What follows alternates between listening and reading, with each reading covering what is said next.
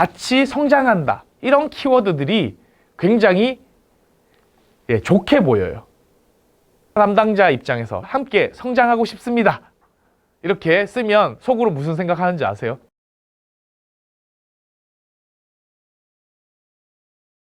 먼저 이력서, 자기소개서 이 두 가지가 있습니다. 거의 대부분의 그 취업처에서는 이력서와 자기소개서 기본적으로 요구하는 그런 서류들이죠. 그래서 특히 이력서 같은 경우에는 개인을 개괄적으로 그리고 객관적인 사실을 중심으로 명시를 한다면은 자기소개서는 뭡니까?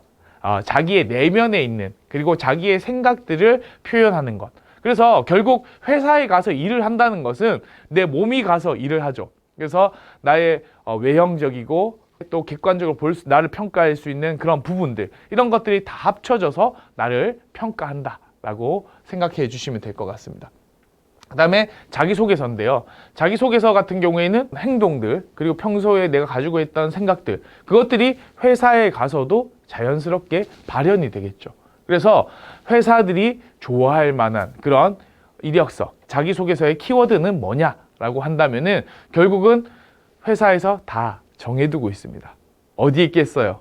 네, 회사 홈페이지에 비전이라든지 그 다음에 회사의 철학, 인재상 이런 것들을 꼼꼼히 훑어보면 어떤 인재를 요구하고 있나라는 것들이 답이 다 나와 있습니다. 하지만 이런 것들을 보지 않고 또 채용 공고에도 잘 표현이 돼 있는데 어떤 인재를 요구하는지 특히 이력서에 들어가야 될 내용들은 어디에 있습니까? 채용 공고의 우대사항, 지원 조건 이런 것들을 보면 그 안에 내용들이 다 들어가 있어요. 그리고 거기에서 보고 가장 강조하는 우대사항부터 중심으로 작성을 해야 되겠죠. 예를 들어 자격증란이 있다라고 하면 보통 취득한 순서대로 이렇게 쓰시는 분들이 많은데 우대사항에 있는 자격증, 이력들 이런 것들을 가장 윗단에 작성을 해야 되겠죠. 그래야지 채용 담당자들이 이 사람을 보면서 괜찮네, 다른 것도 읽어봐야지 하면서 집중하게 되는데 시간 순위나 시간 역순으로 나열하게 되면 내가 중요한 이력들이 하단에 위치하게 될 수도 있기 때문에 이 이력서를 작성할 때 중요한 것을 가장 위로 올린다. 자기소개서도 마찬가지입니다. 자기소개서도 여러 가지 항목들이 있는데 가장 중요한 내용들을 위에다가 작성한다. 보통은 자기소개서의 가장 중요한 항목은 바로 지원 동기입니다. 지원 동기가 그래서 가장 위에 있거나 아니면은 좀 상단에 노출되어 있는 경우가 많은데요. 그 이유가 바로 지원 동기가 중요하기 때문입니다. 채용 담당자의 55% 정도가 가장 중요한 자기소개서 항목이 지원 동기래요. 회사와 가장 결이 잘 맞고 내가 가지고 있는 경험들 중에 가장 좋은 것들을 딱 넣어놓으면 사람들이 읽다가 이 친구 괜찮네 하면서 더 읽어봐야지 라는 욕구가 생기는데 마지막에 딱 나를 강조해야 되겠다. 이런 거는 유튜브에서는 좋죠. 상단에 위치해야 된다라는 것들만 기억하셔도 상당히 경쟁력 있는 이력서와 자기소개서를 만드실 수 있습니다.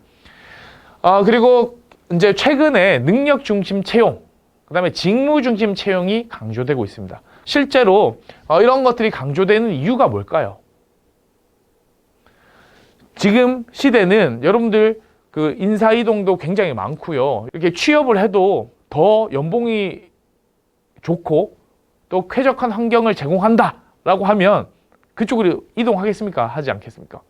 당연히 이직하고 싶겠죠.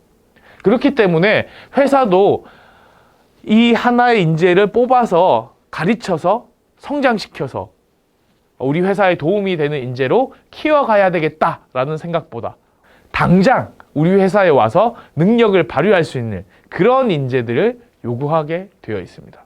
그래서 여러분들이 강조해야 될 것은 나의 역량, 능력, 뭘 할 줄 아냐, 뭘 해왔냐 이것들을 중심으로 작성해야 된다. 근데 여러분들 조심해야 될 게 있습니다. 지금 여러분들이 학생이기 때문에 배운다, 같이 성장한다 이런 키워드들이 굉장히 좋게 보여요. 근데 회사를 다니는 사람 입장에서, 인사 담당자 입장에서 함께 성장하고 싶습니다. 이렇게 쓰면 속으로 무슨 생각하는지 아세요? 나는 더 성장할 게 없어. 너나 잘해. 이런 생각을 합니다. 그렇기 때문에 여러분들이 위험한 것들은 쓰지 마셔야 되겠죠. 그래서 내가 좋다고 해서 상대방이 좋냐, 이런 부분들은 한번 고민해 볼 필요가 있습니다. 그리고 자신의 강점이 드러나도록 해야 되겠죠. 이 이력서나 자기소개서 공통입니다. 내가 어떤 교육을 받았는지, 그 다음에 어떤 자격증이 있는지, 어떤 경험과 경력이 있는지, 사회활동 내역이 있는지, 수상 내역이 있는지, 이런 6가지를 잘 녹여내느냐, 이것이 굉장히 중요하다라고 봐주시면 될 것 같아요. 자, 그리고 직무 역량, 공통 역량, 그 다음에 개인의 강점, 이렇게 나눌 수가 있는데, 공통적인 부분들, 그러니까 직무에서 요구하는 영역들이 있습니다. 직무에 관련된 역량들이 뭐가 있는지 자기소개서를 작성하거나 이력서를 작성하기 전에 한번 쭉 나열을 해봐야 되겠죠. 네, 그리고 공통 역량이 있습니다. 모든 회사에서, 모든 직업에서 요구하는 공통적인 역량이 있겠죠. 그리고 개인 역량, 개인의 강점, 이것은 본인이 다른 사람들과 차별화된 포인트가 뭔지, 이런 것들을 생각해 보셔야 되는데, 직무 역량과 공통 역량은 뽑아내기가 사실 좀 쉽습니다. 왜냐하면 채용 공고에도 나와 있고, 회사 소개에도 나와 있고, 그 다음에 회사 비전에도 나와 있고, 자료들을 찾아볼 수 있는데, 개인의 강점을 찾기가 어려운 이유가 뭔지 아세요? 나만 알아. 근데 혼자서 곰곰이 생각하다 보면 굉장히 큰 착각에 빠질 수가 있습니다.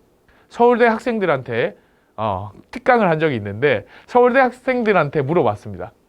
여러분들의 강점은 뭔가요? 자랑할 3가지를 좀 정리해서 발표해 봅시다 라고 하니까 거의 80%의 학생들이 나는 다른 친구들에 비해서 특별히 뛰어난 점이 없는 것 같아요. 우리나라에서 최고의 대학이죠. 거기서 그런 생각을 한다는 거 되게 당황스럽죠. 왜 그러냐? 우리끼리 모여 있다 보니까 외부를 못 보고 비교할 대상이 없다 보니까 나를 굉장히 낮게 평가를 하게 되는 거죠. 겸손한 건 좋지만 내가 어떤 강점이 있고 내가 뭘 잘하는지, 자기 이해와 자기의 자만과 겸손은 다릅니다. 그래서 내가 어떤 강점이 있는지 곰곰이 생각해 보시고요. 만약에 내가 어떤 강점이 있는지 모르겠다, 그러면은 학교의 취업 지원처를 적극적으로 활용하셔가지고 상담을 해보세요. 분명히 여러분들이 가지고 있는 강점들은 있습니다. 하지만 그것을 스스로 발견하지 못할 뿐이죠. 이런 이야기가 있잖아요. 중이 제 머리 못 깎는다 라는 말 들어보셨죠?